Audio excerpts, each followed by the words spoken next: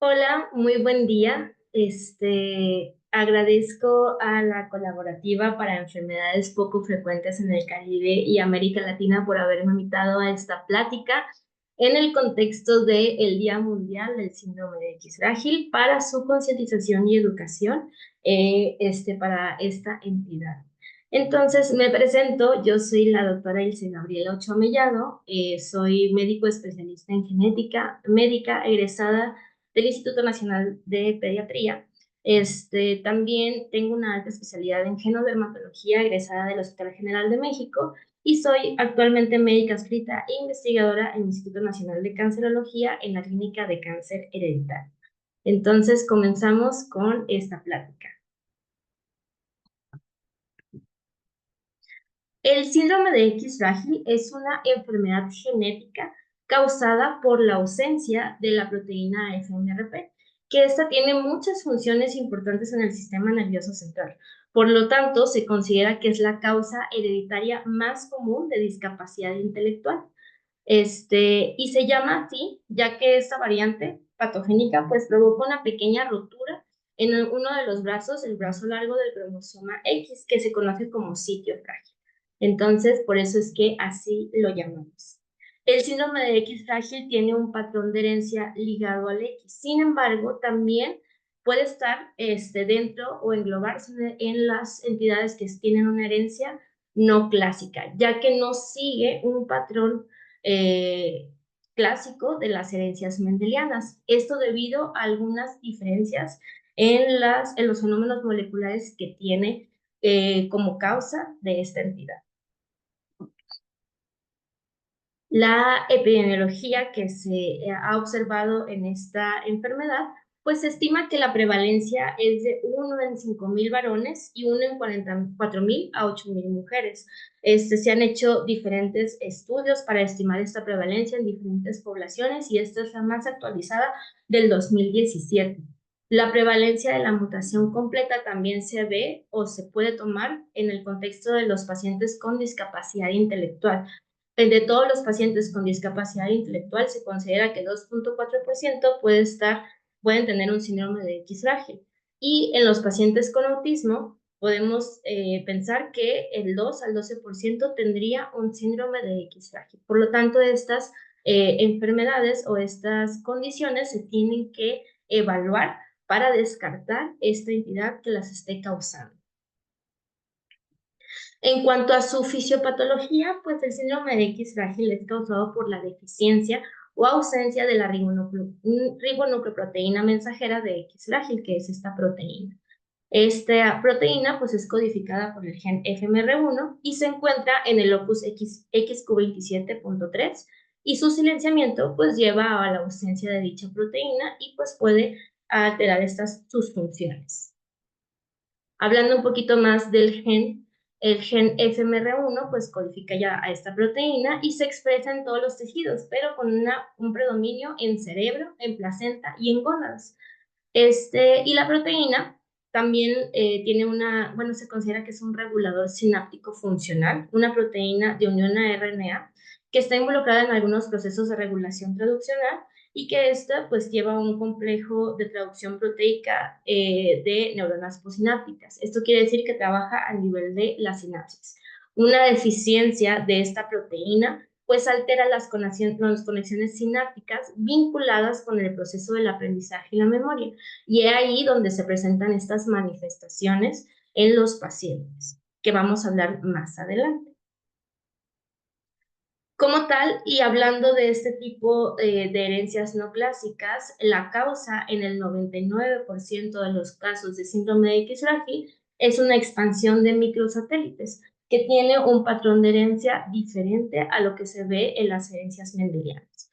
Esta expansión de microsatélites son enfermedades que aproximadamente tienen un grupo de más de 20 entidades que aparecen debido a un incremento o expansión del número de repeticiones de microsatélites que se encuentran en el gen causal, ya sea en regiones codificantes o no codificantes, exones. Esto quiere decir que tenemos unos tripletes de nucleótidos También se puede decir trinucleótidos, secuencias repetitivas simples, short tandem repeats, que posteriormente ya se les llamaron microsatélites, porque pues estas secuencias no solamente eran de 3 nucleótidos, sino que ya podrían ser de más.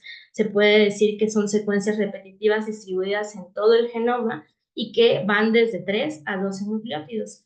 Lo más común sí es encontrar tripletes, pero en algunos casos pueden haber de estas secuencias mucho más grandes. Y como vemos en las imágenes, podemos encontrarlas en regiones codificantes y esto está asociado a algunas enfermedades como la enfermedad de Huntington o algunas ataxias, y las regiones no codificantes de los genes como los promotores o las regiones que no se traducen y que llevan a la expresión o que participan en la expresión de estos genes y de su funcionamiento como proteínas.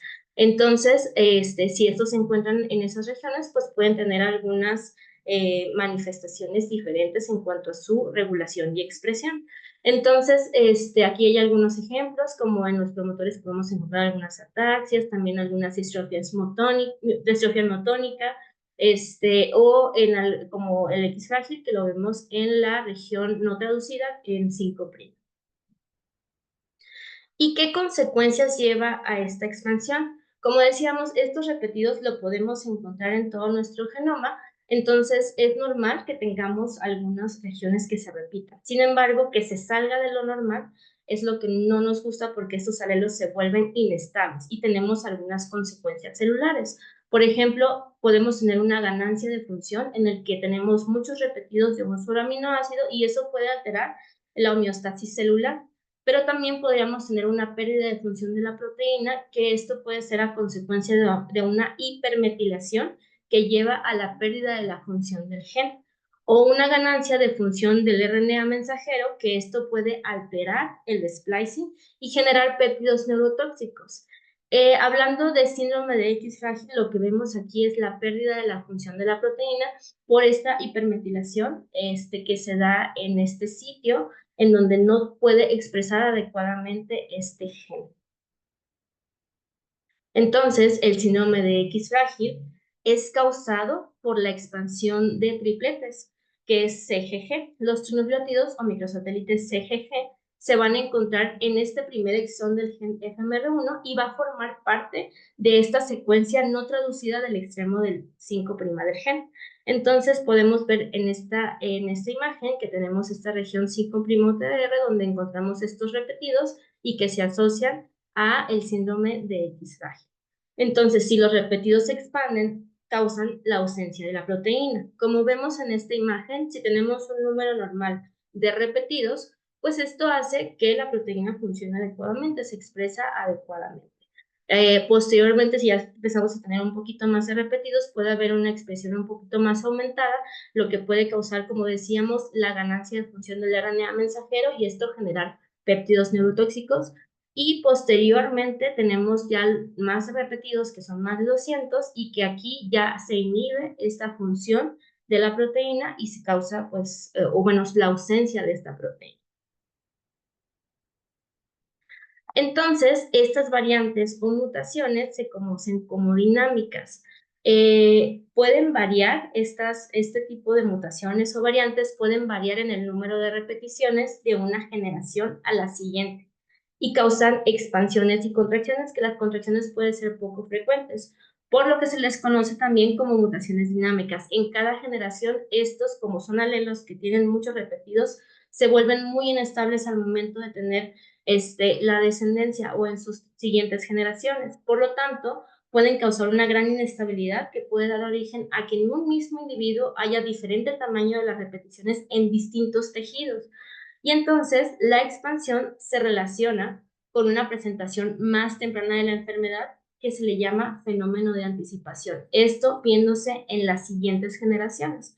Vamos a poner un ejemplo de la paradoja de Sherman.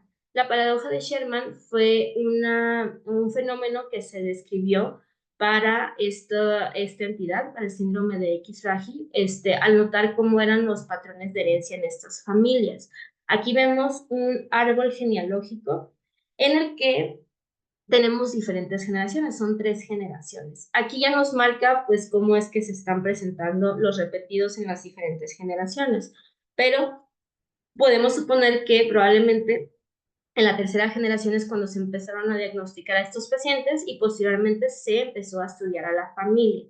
Entonces, vemos que en la primera generación tenemos al abuelo, que en este caso pues tiene unos 79 repetidos, por lo tanto se considera que el abuelo tiene una premutación. Entonces, su alelo ya estaba alterado, pero no presentaba la enfermedad porque todavía no teníamos una mutación completa, o sea, no llegábamos a los repetidos que pueden causar la enfermedad. Pero su alelo ya es inestable, a pesar de que él se encuentra sano, pero no manifiesta la enfermedad, pero ella puede tener en su descendencia esta inestabilidad de ese alelo. Entonces, posteriormente están la siguiente generación en la que tenemos algunas de sus hijas y que tuvo un hijo, el cual el hijo no tuvo descendencia, pero sus hijas sí tuvieron su descendencia. Y podemos notar aquí que las hijas ya tienen también sus alelos inestables y que presentan una premutación.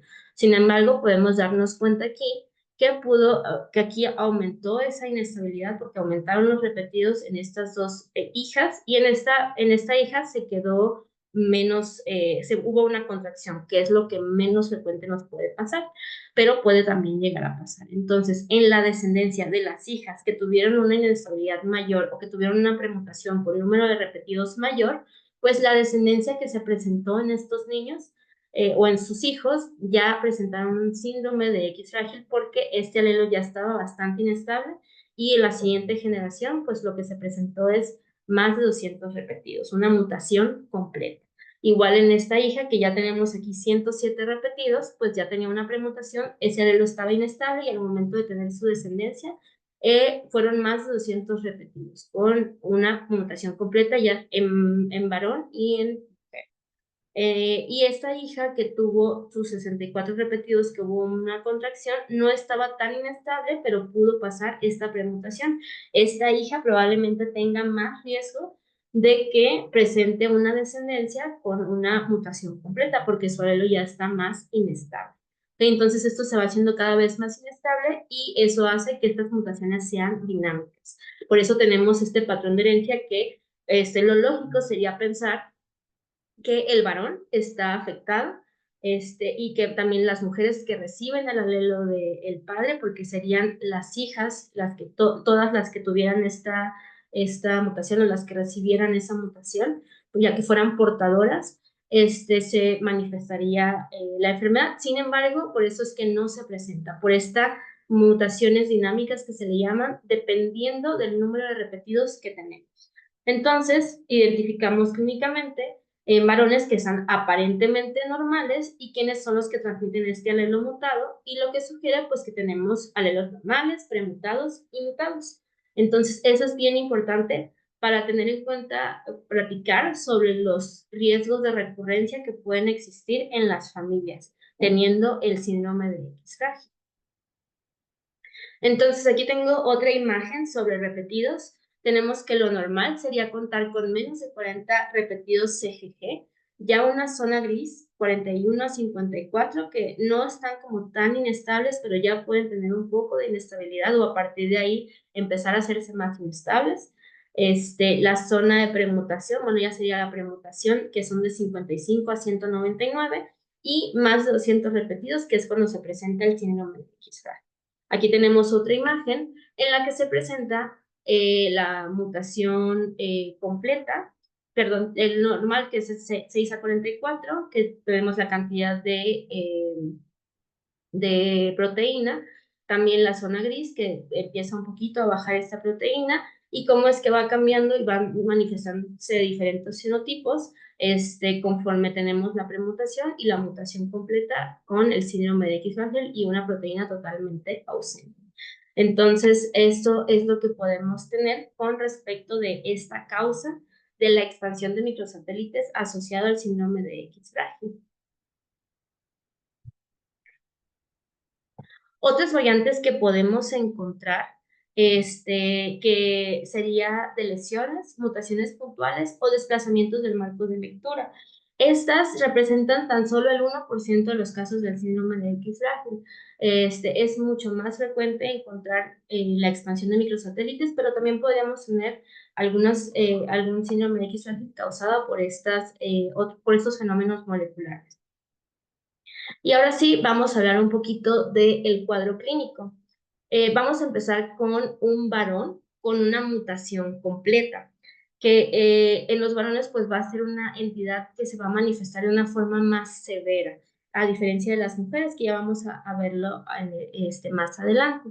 En les presento esta imagen que es muy buena para saber en las diferentes etapas de la vida cómo es que se van manifestando o qué manifestaciones podríamos encontrar y empezar a sospechar de que algo está pasando con nuestro paciente, para saber qué es lo que tengo que estar al pendiente de qué puntos puedo encontrar en ellos. Entonces, tenemos que en la etapa del neonatal, que está por aquí, vemos que puede haber un peso y talla normal y podemos notar a lo mejor un poco de macrocefalia, que es un perímetro cefálico aumentado, que está por arriba de las percentilas normales. Y también puede haber un poco de hipotonía, pobre succión, reflujo gastroesofágico, mesis o vómitos e hipermovilidad articular. Son datos a lo mejor muy inespecíficos que no nos como llamarían tanto la atención, pero pues que podrían estar presentes en esa etapa de la vida. Posteriormente, pasando la etapa de neonatal allá al año de vida, aquí podríamos encontrar un retraso del lenguaje, también algunos fallas o retrasos de los hitos motores, como falla para sentarse, gatear o caminar. Podemos notar a lo mejor el estrabismo o hipotonía. Eso podríamos notarlo como en el primer año de vida. Posterior al primer año y hasta los 2 años podríamos también notar retraso del lenguaje y aquí empezar a notar el pobre contacto visual. También podría empezar a diagnosticarse la epilepsia, la ansiedad, la hiperactividad. Se dice que también podríamos tener otitis medias recurrentes, actividad un poco defensiva, el autolesionarse y problemas para dormir. Eso podríamos empezar a notar que más que nada son como de comportamiento en los niños. Ya pasado el año y hasta entre los 2 y los 5 años, tenemos que se presentan síntomas del trastorno del espectro autista. Aquí, por lo general, a esta edad es cuando se empiezan a diagnosticar los pacientes y pues podríamos tener algunos síntomas como esta falta de contacto visual, movimientos estereotipados, hipersensibilidad a algunos estímulos, etcétera, ¿no? También, pues, ansiedad, problemas de aprendizaje, problemas, o más que problemas, como alteraciones del sueño, como sonambulismo, terrores nocturnos, que puedan también afectar a estos niños. Empezar con rabietas, hiperactividad, agresión, la habilidad emocional, hipotonía. Entonces, todos estos síntomas, podríamos también notarlos a partir de los 2 años y hasta los 5 años. Ya posteriormente, de los 5 años, se empieza ya a no hablar de un retraso del desarrollo psicomotor, sino que ya a lo mejor una discapacidad intelectual. Y aquí veríamos arranques, rabietas, problemas de aprendizaje, déficit de atención, hiperactividad, impulsividad, y en cuanto a lo cardíaco, podríamos incluso detectar un prolapso de la válvula mitral. Y posteriormente, ya en la adolescencia, entre la adolescencia y la adultez, ya podríamos notar algunas otras características. Macroorquidismo, que es un dato relevante para estos pacientes. Nosotros medimos, cuando hacemos una exploración física, medimos los testículos con respecto a su edad. Hacemos una comparación con respecto a su edad y vamos viendo si es que tienen un tamaño adecuado o que se sale de lo normal. Entonces, hacer esa medición es importante porque lo podemos encontrar en los pacientes. También la acentuación de características faciales, que vamos a verlas en unas imágenes más adelante. Comportamientos sexuales inapropiados, agresión, impulsividad, ansiedad, hiperactividad, pobre atención, y aquí también podríamos manifestar obesidad. Entonces, esa sería como la línea del tiempo con respecto a los síntomas que vamos manifestando en las diferentes etapas de la vida. Entonces, aquí tenemos las imágenes sobre el cuadro clínico de estos pacientes. Vemos las dismorfias faciales. Es importante saber que no en todos los casos tenemos todas las dismorfias faciales. Puede ser que no sean tan notorias y que poco a poco se vayan notando hasta la etapa de la adolescencia o la adultez. Por ejemplo, aquí tenemos algunas caritas de estos niños con síndrome de X frágil, que vemos una frente amplia, pareciera que pudiera tener alguna macrocefalia, la cara un poco alargada, los pabellones auriculares están prominentes, en algunos se puede notar, en otros no tanto. Puede haber una hipoplasia malar, esta parte de aquí se va haciendo un poquito más hundida, y una mandíbula prominente. Vean que estos niños no se nota tanto como estas manifestaciones o dismorfias faciales, pero que ya a un momento de la adolescencia se empieza a notar esa carita alargada. Aquí tenemos un poco de estrabismo, los pabellones auriculares grandes, la mandíbula prominente, todo esto. También pues es importante recordar que tenemos autismo en el 60% de los casos de los niños con síndrome de X frágil. Es diferente como lo habíamos, el porcentaje que habíamos manejado al principio. De todos los pacientes con autismo, del 2 al 12% se considera que puede tener un síndrome de X frágil, pero los pacientes con síndrome de X frágil tienen el 60%, en el 60% de los casos pueden presentar autismo. También podemos ver epilepsia en un 16% de los casos, hiperactividad en el 80% de los casos, obesidad en el 35% y parkinsonismo en el 17% de los casos, que esto pues se podría ver ya a una edad adulta. También tengo algunas otras imágenes. Por ejemplo, aquí se menciona esta imagen de los pacientes con trastorno del espectro autista con diferentes manifestaciones. Son hermanos que tienen síndrome de X frágil. Uno manifiesta estos movimientos estereotipados de enjuague, como de las manos, pero también puede ser como aplaudir, apretar, todo esto. También el pobre contacto visual que manifiesta el otro paciente o la ansiedad que se puede generar porque se está mordiendo como sus manitas. El otro es una imagen de una niña con su madre que ambas tienen síndrome de X frágil y que pues las características no son tan evidentes. Y estas imágenes esta es muy buena porque pues vamos a notar la diferencia de cómo pasa el tiempo en estos niños. Son niños que tienen síndrome de X frágil y tienen algunas características faciales, como un poquito la cara alargada, los pabellones auriculares un poco prominentes, la frente amplia, pareciera una macrocefalia. Sin embargo, ya cuando van creciendo, las características faciales se van atenuando. Y estos niños pues tienen ya una mayor acentuación en la adultez de estas características.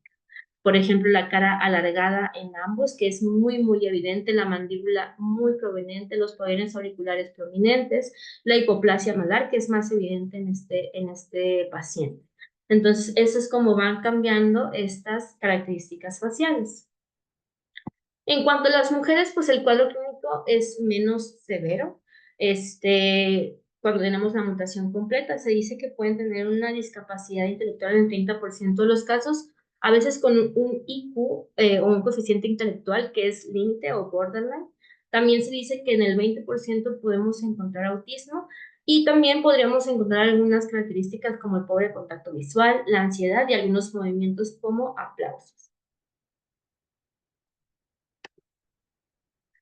Esta otra gráfica es importante porque nos maneja diferentes características clínicas, como ya las mencionábamos, y sus porcentajes. Por lo general, estas características las vemos pues mucho más presentes en varones. Aquí, por ejemplo, lo físico lo vemos como la prominencia de las orejitas o los pabellones auriculares prominentes en el 75% de los casos, la mandíbula prominente en el 80% de los casos, el macroorquidismo lo vemos en el 95% ya a partir de la adolescencia, y la hipermovilidad articular, que lo vemos que son como un poco elásticos, lo vemos en el 70% de los casos y es más común en varones. Igual como las mismas características faciales, ya lo vemos en los adultos. La parte psiquiátrica, psicológica, como déficit de atención con hiperactividad, el trastorno del espectro autista, la ansiedad, la agresividad, la podemos encontrar también, y en algún menos porcentaje lo vemos en las niñas o en las pacientes que son mujeres. La discapacidad intelectual pues se ve mucho más en varones, en el 85% de los casos, las niñas como mencionamos 30%, y el déficit del lenguaje por lo general en el 100% de los varones lo podemos encontrar. En las niñas sí se puede encontrar hasta en el 75% de los casos. Y otras como el estrabismo lo podemos encontrar en el 30% de los casos, la otitis en el 75% de los casos durante la infancia, los problemas gastrointestinales, sobre todo el reflujo, en el 30% de los casos, la obesidad en el 60% de los casos y epilepsia entre el 15 y el 20% de los casos. Entonces, más o menos concluye este cuadro clínico de una mutación completa. Entonces, pero hablando ahora de premutación, también tenemos algunas manifestaciones clínicas. Se dice que en los varones tenemos una prevalencia de un 250 a 1 en 813 varones con la premutación y 1 en 110 a 1 en 270 mujeres con premutación.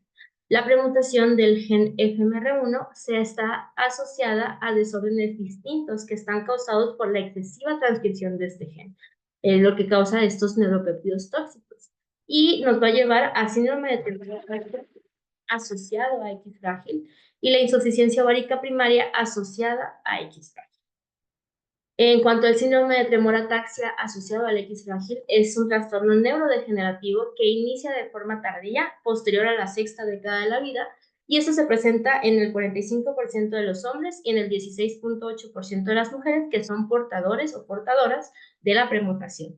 Lo que vamos a encontrar clínicamente va a ser un temblor cinético, va a haber ataxia cerebelosa, o el temblor pues puede ser al momento de que quieran tomar algún objeto que empiecen a temblar o una ataxia cerebelosa que tenga alteraciones del equilibrio, y las manifestaciones radiológicas podemos tener hiperintensidades en T2, sobre todo que son algunas zonas del cerebro que son los pedúnculos cerebelosos, perdón, por lo general o lo más común que está señalado en esta imagen. También puede haber deterioro cognitivo, neuropatía periférica, disautonomía, parkinsonismo y manifestaciones psiquiátricas. La insuficiencia ovárica primaria asociada al X frágil, el 21% de las mujeres serían las que se presentan en el 21% de las mujeres portadoras de premutación, y esto pues tienen una deficiencia de función ovárica antes de los 40 años que se presentan con amenorrea, ya no presentan el periodo. Tenemos gonadotropinas elevadas, que es la LH y la FSH, que son la luteinizante y la folículo estimulante, y esto pues va a llevar a una deficiencia de estrógenos. Entonces, obviamente las ponen en un mayor riesgo cardiovascular y riesgos de osteoporosis. Entonces, estas serían como las manifestaciones que podríamos observar en estos pacientes con premutación. Por lo tanto, una vez identificado a un paciente con síndrome X frágil, la familia tendría que también estarse vigilando por estas entidades o manifestaciones asociadas a la premutación. Y también sería un buen dato como parte del interrogatorio al momento de hacer todos estos antecedentes familiares y que se está sospechando en un equipaje, pues preguntar acerca de cómo es la salud del abuelo, cómo es la salud de la madre, si es que ya tuvieron su menopausia de una forma más temprana. Todo esto es algo relevante durante el interrogatorio. Y ahora vamos a hablar del diagnóstico. Este es un algoritmo que hice para esta plática, en el que, basado en algunas recomendaciones de, por ejemplo, de la Asociación Americana de Pediatría, aquí lo que se muestra es realizar un estudio de X frágil en cualquier niño con retraso del neurodesarrollo, discapacidad intelectual o trastorno del espectro autista. Se menciona de esta manera, sobre todo en países que son primermundistas, en donde podemos hacer este tipo de estudios de una forma más accesible. Sin embargo, se menciona también que en países de Latinoamérica es bastante difícil hacer estos estudios o que sean accesibles para ellos. Todavía tienen algunos costos elevados y que no se pueden cubrir solamente con el hospital o con los mismos recursos del paciente. Entonces, ahí diferentes centros tendrán diferentes formas en cómo abordar este diagnóstico, pero esta es una propuesta que se maneja como para el diagnóstico más oportuno, ¿no? Lo que tenemos como principal es hacer triple prime PCR con electroforesis y o el análisis de Southern Blot, que nos haría el diagnóstico de la expansión de los trinucleótidos o la expansión de microsatélites, porque esta PCR está diseñada para detectar estos repetidos. Entonces, y se comprueba con Southern Blot. Algunas literaturas manejan de que el Southern Blot ya no se utiliza y que solamente se utiliza la PCR con la electroforesis, y algunas otras dicen que se tiene que comprobar, pero eso ya sería como parte del centro donde se hacen estos estudios. También tenemos la hibridación genómica comparativa, que menciona que se debe de hacer al mismo tiempo que esta PCR y el Southern Blot, porque podemos descartar otras manifestaciones de cambios en el número de copias, de pérdidas o ganancias del genoma. Entonces, como para ahí descartar, pues que no tengamos alguna alteración que también esté asociada a una discapacidad intelectual o retraso del desarrollo, por medio de esas pérdidas o ganancias que podemos tener en el genoma. Entonces, pues por eso es que dice que se tiene que hacer al mismo tiempo o con una diferencia de tiempo muy corta para poder descartar como todas las posibilidades relacionadas a estos síntomas que presentan los niños. Si estos dos estudios salen negativos, pues lo que se lleva a cabo es un estudio de secuenciación en el que podemos tener el panel, podemos tener una secuenciación del exoma completo o una secuenciación del genoma completo. Dejando pues como la posibilidad de que estos pacientes puedan encontrarse en ese 1% en los que presentan pues lesiones o mutaciones puntuales o cambios o deslizamiento del marco de lectura, que se encuentra pues en muy poquito de esta población. Entonces, por lo general, ese sería como el abordaje, como descartar lo más frecuente y posteriormente irnos a la secuenciación que nos descartaría lo que es menos frecuente o nos confirmaría lo que es menos frecuente. Aquí tengo algunas imágenes de estas estrategias diagnósticas.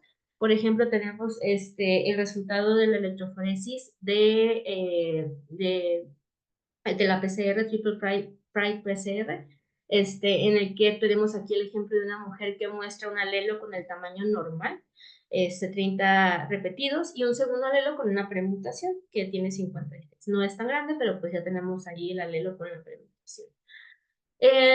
Aquí tenemos otro ejemplo de esta electroforesis de diferentes situaciones. Por ejemplo, una mujer normal con sus dos alelos con repetidos normales.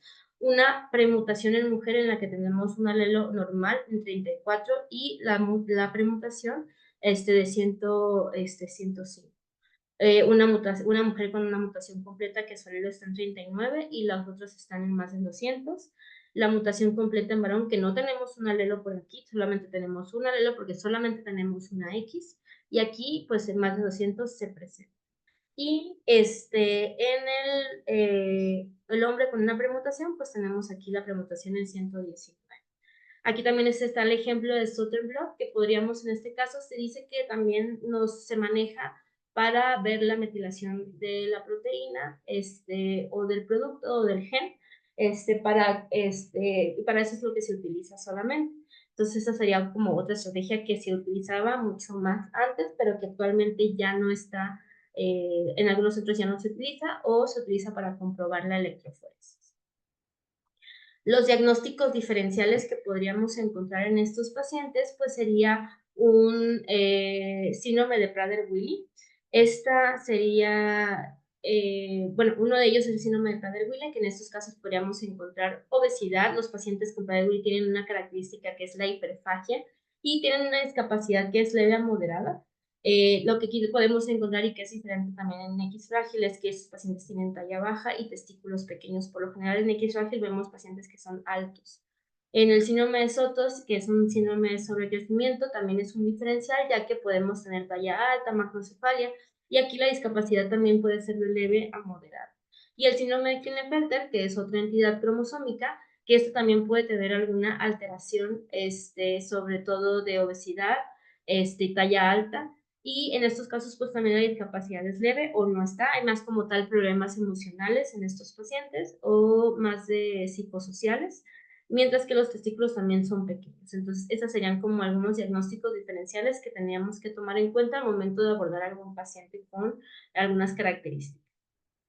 Ahora, hablando del asesoramiento genético, como decíamos, tenemos un patrón de herencia que es ligado al cromosoma X, que por lo general se dice que es dominante. Entonces, tendríamos que tener que, si tenemos una mujer que es portadora de la premutación, ella presenta un 50% de riesgo de transmitir el alelo mutado por cada embarazo. Entonces, pero que esto va a correlacionarse con el tamaño de la premutación. Entonces, ¿esto qué quiere decir? que lo que vamos a encontrar es que si tenemos una permutación que a lo mejor no es tan inestable, puede ser que su descendencia no lo encontremos, pero que la descendencia de los hijos de esta paciente, pues sí puede haber ya una inestabilidad de estos alelos. Y un varón portador de mutación completa, todas las hijas heredarían la mutación. Sin embargo, los pacientes o los varones no encontraríamos como tal, es muy difícil que ellos puedan tener alguna descendencia, pero si es que la tienen, pues sus hijas serían todas portadoras.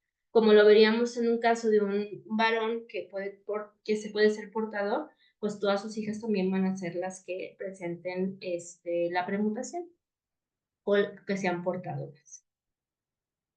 El tratamiento para estos pacientes, pues es un tratamiento que es paliativo y es enfocado en tratar a los síntomas que pueden acompañar el síndrome.